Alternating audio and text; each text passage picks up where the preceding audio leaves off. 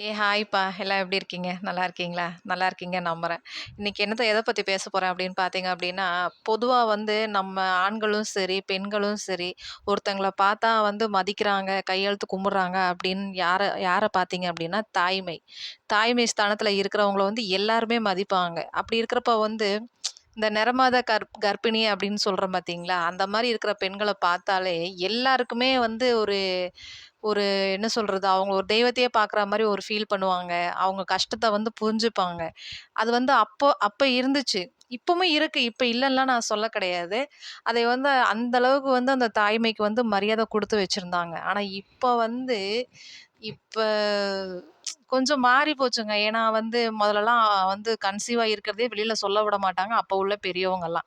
ஏன்னா வந்து கண்ணு பட்டுருவாங்க. அதுக்கு பாப்பாக்கு ஏதாவது ஒரு ஆபத்து வந்துரும். அப்படின்ற ஒரு சின்ன சின்ன விஷயத்துக்குனாலே நெறைய அதுல சயின்டிஃபிக்கா நெறைய விஷயம் இருக்கு. இருந்தாலும் வந்து இந்த மாரி வெளில சொல்லக்கூடாது. ஒரு 6 மாசம் வரைக்கும் வெளில சொல்ல மாட்டாங்க. ஆனா வந்து புரிஞ்சுப்பாங்க. பக்கத்து வீட்டுக்காரங்க எல்லாருமே, "என்ன உன் மருமகள காணோம், ஏதாவது விசேஷமா?" அப்படின்ற மாரி அதெல்லாம் கண்டிப்பா புரிஞ்சுப்பாங்க. அந்த மாரி இருந்துச்சு அந்த காலத்துல. ஆனா இப்ப வந்து அப்படி கிடையாது. அவங்களுக்கு உடனே கன்ஃபார்ம் ஆயிடுச்சு அப்படின்னு பார்த்தீங்கன்னு வச்சுக்கோங்களேன், உடனே வந்து அத வந்து அது என்ன ஃபோட்டோ ஷூட் அது பேரு. அந்த மாரி பண்ண ஆரம்பிச்சுர்றாங்க. அப்படி பண்றதுனால என்ன ஆகுது அப்படின்னா, அந்த தாய்மைக்கு உண்டான மரியாதையே போயிடுதுங்க.